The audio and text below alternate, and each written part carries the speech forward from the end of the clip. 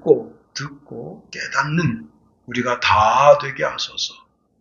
우리가 주의 말씀 의지하여 준행함으로 말미암아 죄인의 길에 서지 않게 도와주시옵소서. 오만한 자의 자리에 빠지지 않게 도와주시고 죄인의 길을 멀리해서 오직 우리 앞에 삶이 여호와의 말씀을 우리의 삶으로 이뤄내는 복된 삶이 되게 허락하소서. 예수님 이름으로 감사하며 기도합니다. 아멘. 유튜버 가운데 라오한이라는 분이 있는데요. 이분이 이제 오지 마을에서 일궈낸 기적이 있습니다. 이분이 이제 라오스를 여행하다가 코로나 팬데믹이 오게 되면서 이 라오스라고 하는 나라가 여행을 전면 금지를 하면서 이 라오스한이 그 마을에, 그러니까 이제 그 라오스 진짜 오지 마을인데 거기에 고립되게 됐습니다. 그런데 거기서 이분이 할 게 없잖아요. 그래서 이 사람들의 일상을 내가 찍어서 전 세계에 소개한다 하면서 이제 거기가 막 물 길러 가려면 막 몇 킬로씩 가야 돼요. 그 애들을 찍어서 하니까 한국에 있는 분들이 거기다가 수도 시설을 만들어주면 좋겠다 해가지고 이렇게 펌프 있잖아요. 그 시설을 해주게 되고 그것 가지고는 안 되니까 또 이제 맑은 물이 있는 데서 파이프로다가 그래서 이제 물 저장고에다가 물 저장해서 각 집에 보내주고 이런 시설을 만들고요. 이 동네가 너무 어두워요. 그래서 태양광으로 가로등을 설치를 해주고 그런데 이제 너무 오지 마을이니까 여러분 그 화장실 변변하지 않고 화장실 그게 이제 그 뒤처리가 문제가 돼서 그 질병이 막 유행한단 말이에요. 그래서 그 질병 그걸 위해서 이제 화장실을 이제 새롭게 지어주고 그다음에 이제 애들을 위해서 그 애들의 그 당장 이제 급한 게 뭐냐 배고픔입니다. 배고픔을 해결해주고 학교에다가 최신 컴퓨터를 들여다가 컴퓨터를 이제 놓고 애들을 배울 수 있게 해주고 그다음에 그 가운데 그래도 똑똑한 애들이 대학 가겠다 합니다. 그러면 그 대학 가는 등록비를 대주고 대학비만 대주면 되는 게 아니라 실제 생활할 수 있는 생활비까지 대줘야 되잖아요. 그렇게 하면서 이제 이 유튜버가 점점 커지게 된 겁니다.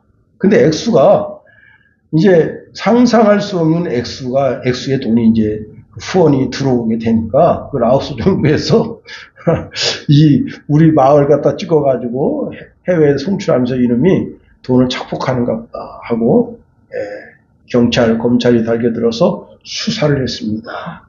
그런데요, 얼마나 정직하게 돈을 썼는지 화장실 하나 개축하는데 뭐 시멘트가 몇 장 들어가고 몇 개가 들어가고 블록이 몇 개 들어가고 인건비 그게 다 공개된 거예요. 그래서 현재는 계속 거기서 그렇게 이제 활동하고 있다고 하는 겁니다. 저는 그 한 사람이 불과 4, 5년 전에 그 코로나 팬데믹 때 거기 고립되면서 일으킨 변화가 이렇게 놀라운 변화를 일으킬 수 있구나 하는 생각을 하게 된 겁니다. 라오한이 온 세상을 변화시킬 수는 없었지만 라오한이 거기 머물면서 그 오지 마을을 변화시킨 것처럼 온 세계를 변화시키기 위해서 오신 분인데 그분이 우리 구주 예수님이시라는 사실입니다. 주님의 그 영향력은 라오한처럼 어느 지역에 머물러 있는 것이 아니라 온 세계 모든 사람들이 그리스도 예수의 영향력 속에서 다 구원에 이르기를 원하십니다. 온 세계가 다 구원에 이르기를 바라는 마음이 간절한데 그 간절한 마음을 통해서 어떻게 해야 되겠습니까? 그리스도 예수를 소개해야죠.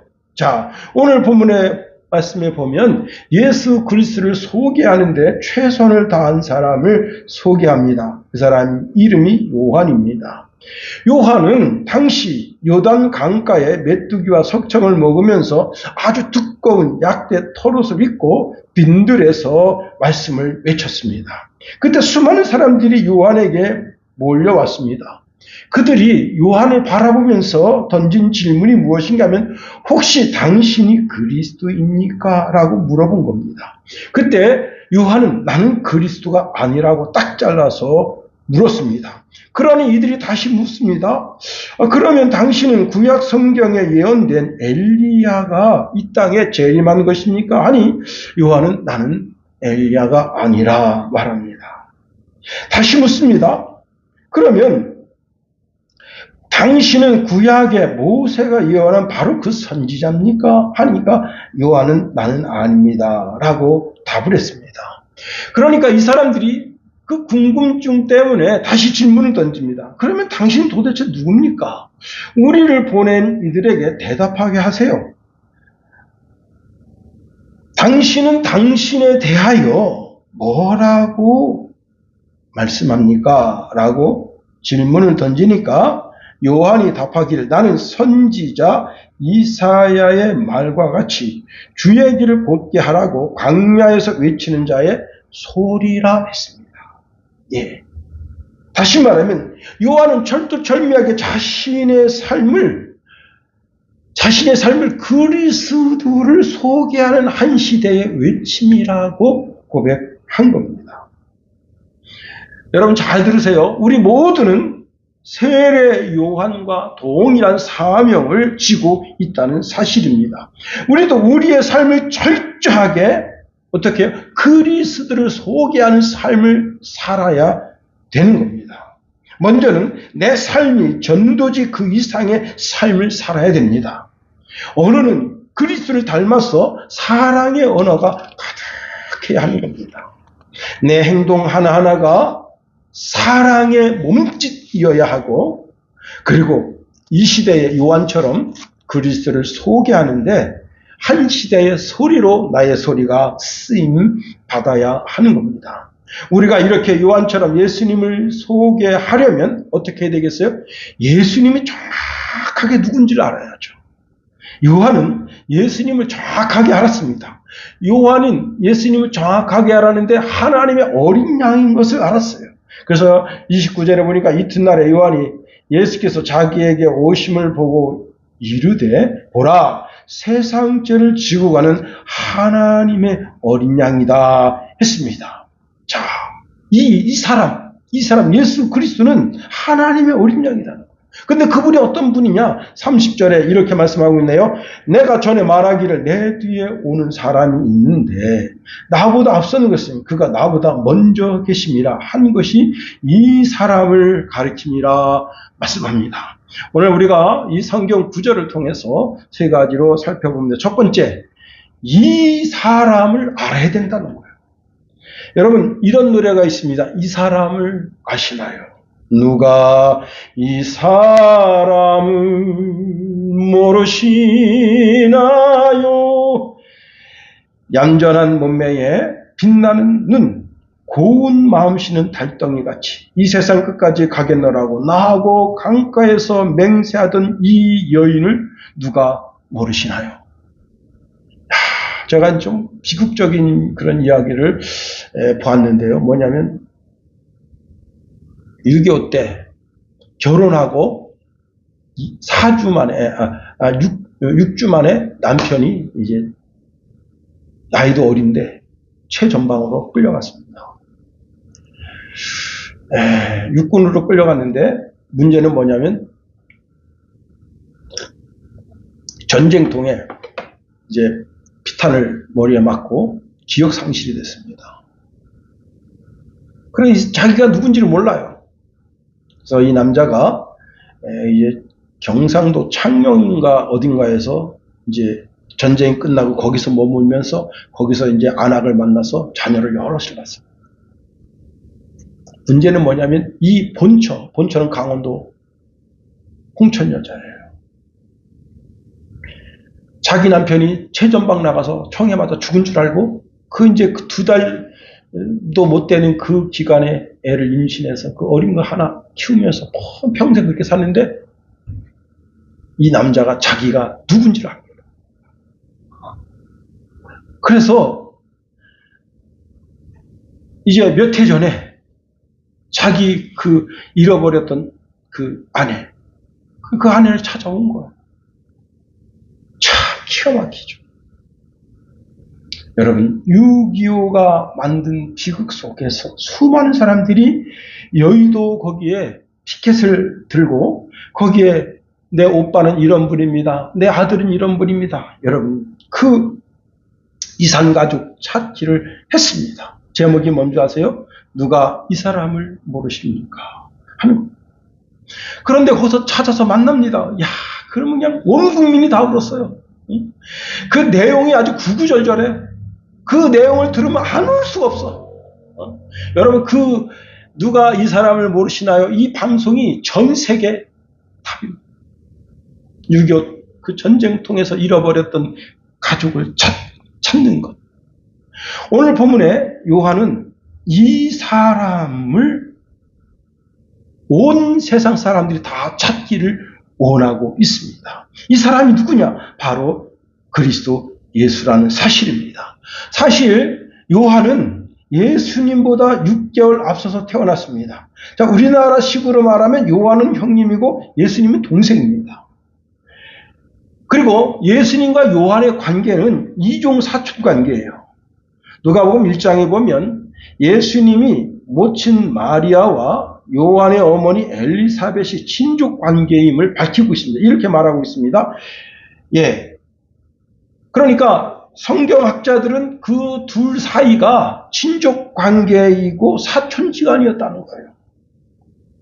여러분, 군대 가면 일주일 먼저 들어왔다고 일주일 후에 들어온 후임들을 군기를 잡습니다. 요즘은 이제 당나라 군대라고, 우리 김성찬이 말 들어보니까 다른 부대의 병장을 갖다 부를 때 아저씨라고 부른다. 야, 우리 땐 그런 거 없습니다. 예. 저는 이제 본부 중대 병력, 본부 의무 중대 병력인데, 이제 뭐 1중대가 있고, 본부 중대가 있고, 1, 2, 3, 4중대가 있잖아요? 그러면, 본부 중대 병장이 1중대 뭐 상병한테 야 그러면 그 자리에 딱 서가지고 관동 성명됩니다. 우리 때는 상병 누구누구 1중대 몇 소대 상중 1소대 3중대 몇 소대 상병 누구누구 이렇게 관동 성명을 돼요. 안 돼. 그러면 그날 죽는 거예요. 그렇게 그냥 그 군기가 셌습니다. 제가 이제 우스갯소리로 의무 이제 교육 받으러 국군 군의학교 갔는데, 저는 이제 3월 9일 군번인데, 3월 16일인가 들어온 애들이 먼저 거기, 국군 군의학교에 와 있는 거예요. 우린 좀 늦게 왔어.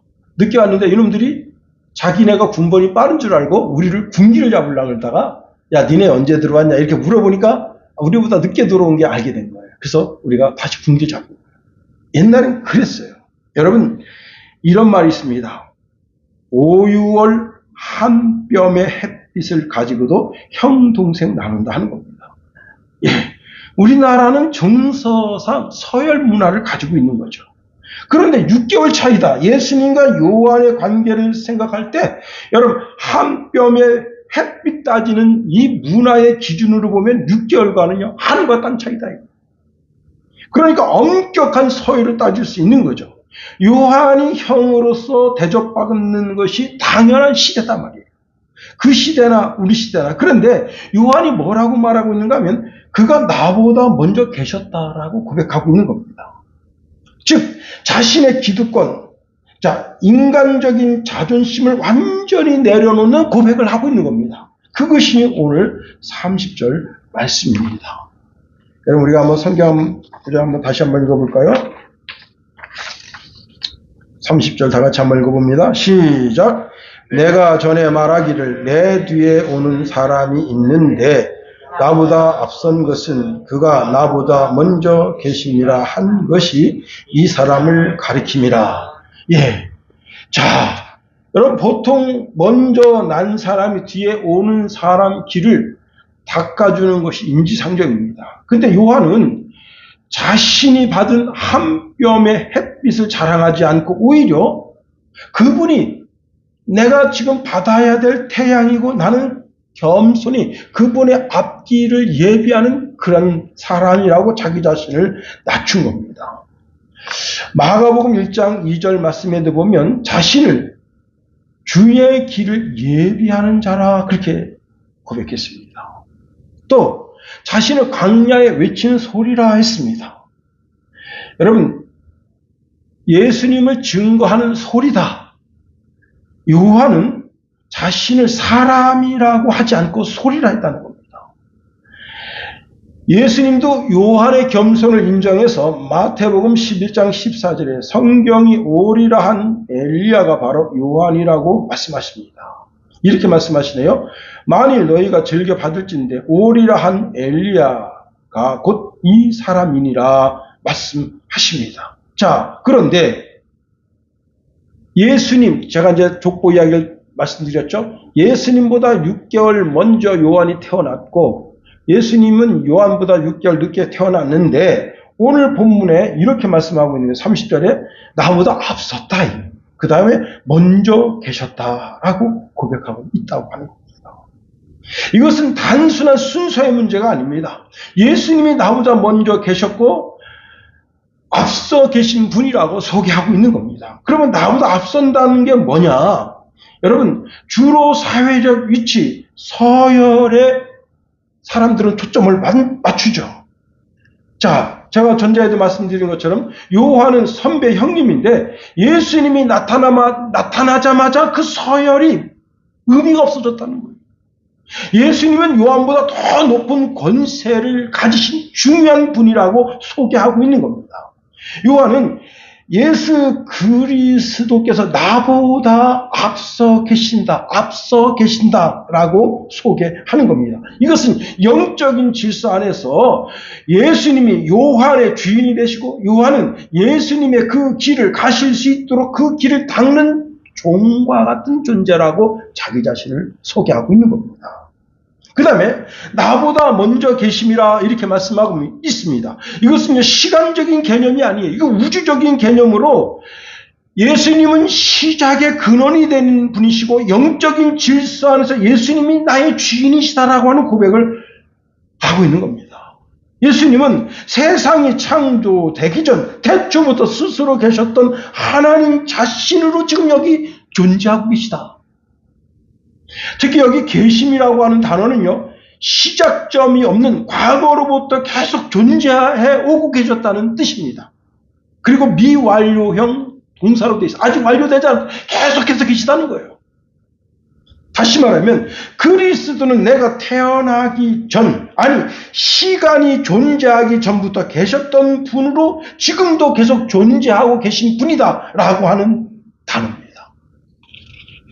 자, 그러니까 나보다 앞서 계셨다고 하는 것은 권위나 순서가 자신보다 앞선다는 거예요. 예수님은 나보다 위대하신 분이시다라는 고백을 요한이 하고 있는 겁니다. 그렇습니다. 여러분, 요한은 예수님의 정체를 아는 거예요. 예수님의 정체를 알게 되기를 예수님의 이름으로 축원해 드립니다. 지금 영국의 하원 의원이 난리가 났습니다. 여자 의원인데요. 남편이 간첩 행위로 중국을 이롭게 하다가 걸려들었습니다. 근데 이 여자가 뭐 하는 여잔가 하면요. 하원 의원인데 중국 상대로 하는 정보, 국가가 이제 중국 상대로 하는 정보 있잖아요. 그 정보 분과위원회 위원이래요. 그럼 어떻게 됐겠어요? 딱 보이잖아요. 그죠? 이 여자가 열심히 이제 국회에 가서 정보를 캐내오면 남편은 그걸 갖다가 어디다 갖다 주는 거예요? 중국에 갖다 주는 거지. 야, 영국 정부가 이렇게 이런 정보를 너희들 정보를 알고 있다. 근데 자기는 절대 남편한테 정보를 주지 않았다. 뭐 묻은 개가 뭐 묻은 개 지금 나무라고 있는 거죠. 그죠? 예. 정체가 들통난 겁니다. 여러분, 세상에는 자기 정체가 들통나면 고통과 괴로움 속에서 간첩, 이중첩자 이런 소리를 듣고 고통의 나날에 들어가는 사람이 있습니다. 그런데 우리 예수님의 정체는 여러분, 숨겨질 정체가 아닙니다. 온 세상 모든 사람들이 다 그 정체를 알아야 되는 겁니다. 자, 지금 여기 세례 요한이 그리스도이신지, 또한 엘리야인지, 또한 이제 모세가 구약 성경에 예언한 그 선지자인지 그 정체를 알려고 요한에게 달겨들었던 수많은 사람들이 있었습니다. 그런데 그 사람들에게 예수님을 소개하면서 이 예수님이 나보다 앞서 계셨고 먼저 계셨던 분이다. 이 예수님은 시간적으로 보면 시간의 근원과 같은 분이다. 이 고백을 들은 유대인들이 얼마나 큰 충격에 빠졌겠습니까? 요한은 내 뒤에 오는 사람이 있다. 그는 위대한 선지자라고 말하지 않았습니다. 위대한 스승이라고 말하지 않았습니다. 내 뒤에 오는 그분인데 그분은 영원전부터 계신 분이고 창조주 주체가 되는 분이고 온 인류를 구원하러 오신 하나님 자신이라고 지금 소개하고 있는 겁니다. 우리가 예수님의 정체를 알아야 됩니다. 그래야 다른 사람에게 소개할 수 있습니다. 당시 많은 사람들은 예수님을 세례 요한이라 죽었던 엘리야가 다시 부활했다. 많은 사람들은 눈물의 선지자 예레미야라 선지자 중에 한 사람이라고 이구동성으로 말했지만 여러분, 베드로는 정확하게 주는 그리스도의 살아계신 하나님의 아들이라고 고백을 한 겁니다. 그렇습니다. 예수님의 정체를 더 밝히 알게 되게 되기를 예수님의 이름으로 축원해 드립니다. 두 번째로 요한이 오늘 본문에서 나는 그를 알지 못하였다라고 고백하고 있습니다. 31절 말씀 보세요. 나는 그를 알지 못하였으나 내가 와서 물로 세례를 베푸는 것은 그를 이스라엘에 나타내려 함이니라 말씀하십니다. 자, 나도 그를 알지 못하였다는 겁니다. 실론도 놀라운 고백입니다. 자, 예수님과 요한의 관계는 친척 관계, 인간적으로 알고 있는 관계입니다. 그런데 나는 그를 알지 못했다라고 고백하는 겁니다. 이것은 육신적으로는 예수를 알았어요. 사촌 동생이에요. 그런데 영적으로는 그가 온 인류를 구원할 구세주, 창세기 3장에 기록한 여인의 후손으로 오는 메시아인 것을 몰랐다는 거예요. 그런데 이제 알았다는 거예요. 여기서 중요한 것은 요한이 예수님을 그리스도, 하나님의 아들, 하나님 자신으로 소개할 때 개인적인 친분이나 또 짐작해서 예수님을 메시아라고 소개하는 것이 아닙니다. 예수님에게 세례를 베풀 때 하나님께서 객관적인 표징을 보여주셨는데 그것이 뭐냐면 성령이 비둘기같이 그 위에 임한 것을 봤단 말이에요. 이것은 보기 전에는 함부로 단정할 수 없는 겁니다. 다시 말하면 철저하게 하나님의 계시를 근거해서 그 정체성을 알았다는 거예요. 우리가 읽지 않았습니다만 31절 34절에 보면 이렇게 말씀하고 있습니다. 나도 그를 알지 못하였으나 내가 와서 물로 세례를 베푸는 것은 그를 이스라엘에 나타내려 함이니라 하니라. 요한이 또 증언하여 이르되 내가 봄에 성령이 비둘기같이 하늘로부터 내려와서 그 위에 머물렀더라. 나도 그를 알지 못하였으나 나를 보내어 물로 세례를 베풀라 하신 그 이가 나에게 말씀하시되 성령이 내려서 누구 위에든지 머무는 것을 보거든 그가 곧 성령으로 세례를 베푼 이인 줄 알라 하셨기에 내가 보고 그가 하나님의 아들이심을 증언하였노라 하니라.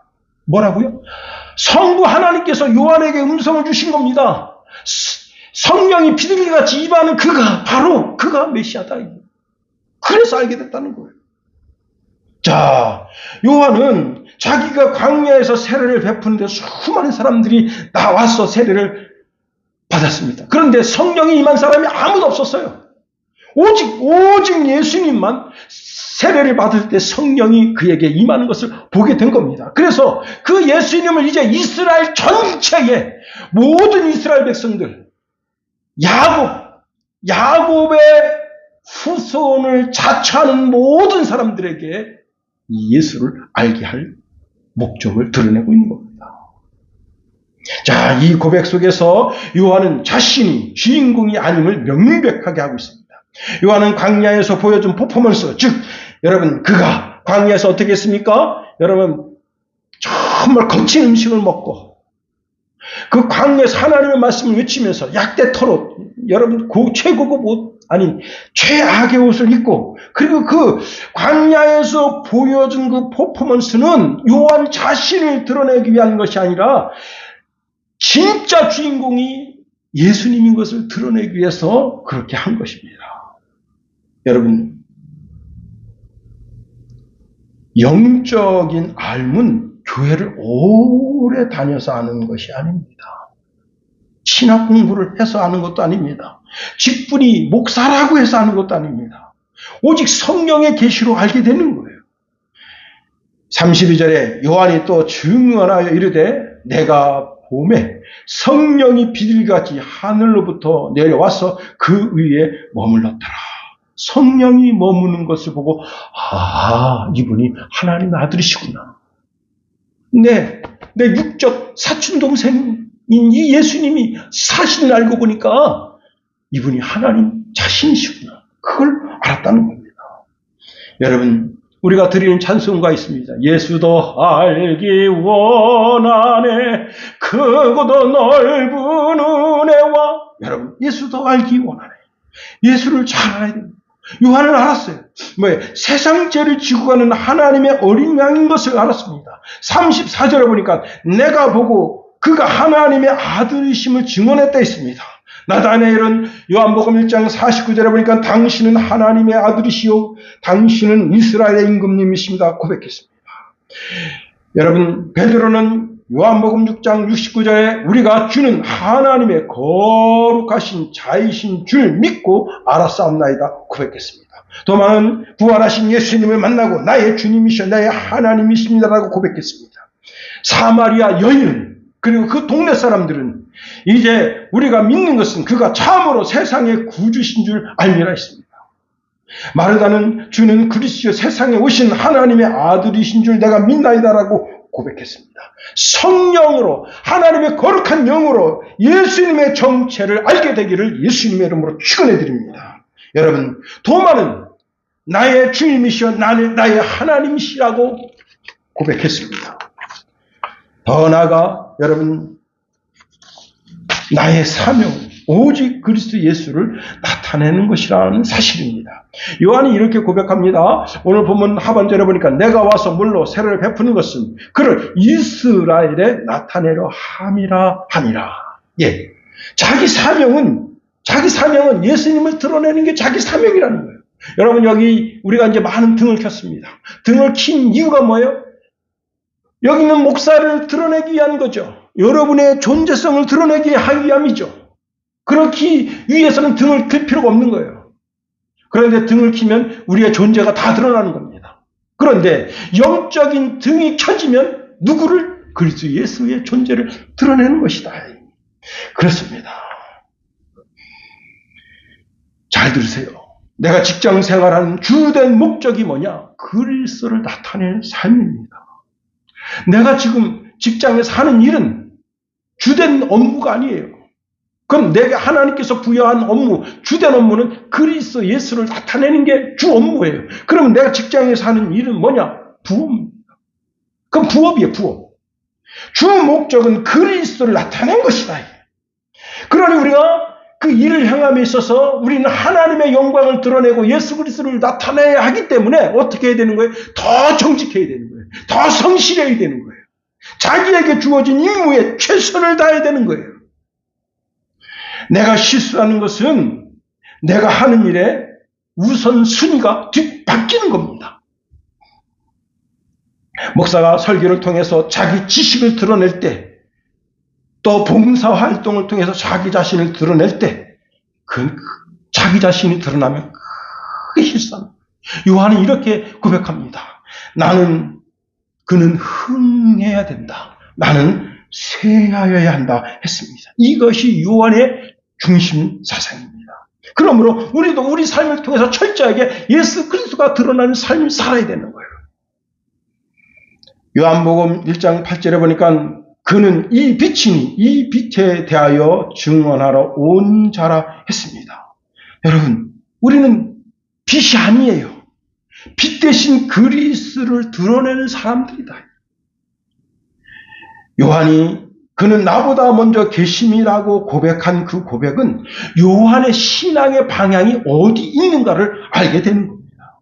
예수님이 나보다 근원적인 분으로 창조적 근원이심을 고백하면서 자기 자신의 삶을 통해서 내 삶 전체가 그리스도 예수의 중심의 삶이고 내 뜻보다는 그리스도 예수의 뜻, 나의 말보다는 그리스도 예수의 말씀이 우선되는 삶을 살고자 원했다는 겁니다. 제가 오늘 이제 아버님 모시러 시골집에 갔다 오면서 오봉산, 그래도 여러분, 물론 이제 그 감독면에 유명한 산이 많습니다. 그래도 이제 우리가 늘 보는 게 오봉산이고, 뒤에 이제 우리 집 뒤쪽에는 두겹산이 있고요. 그리고 이제 용화산도 되게 유명한 산이죠. 저는 용화산을 한 번도 가보지는 못했습니다. 그래서 한번 가보고 싶은 그런 마음은 있어요.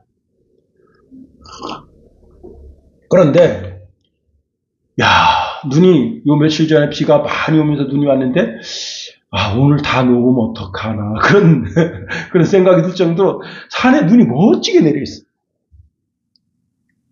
눈이 왔을 때, 저는 이제 새벽에 제가 교회 올 때, 그 집에서 여기까지 거리가 한 1.2km 정도 되는데, 그 거리를 올 때, 저는 똑바로 걸으려고 노력합니다. 왜냐? 그 다음 오는 사람이 내 발자국을 디디면서 올 때, 삐뚤빼뚤 가보세요. 이거 어떤 놈이 이렇게 걸었어? 이렇게 푸념할 거 아니에요. 그래서 저는 똑바로 걸으려고. 내 발자국 밟고 잘 오세요 하고 똑바로 걸으려고 노력합니다. 여러분, 요한은 첫 걸음을 뛴 사람이에요. 그 걸음 걸어가는 그 걸음을 통해서 주의 길을 곧게 한 사람입니다.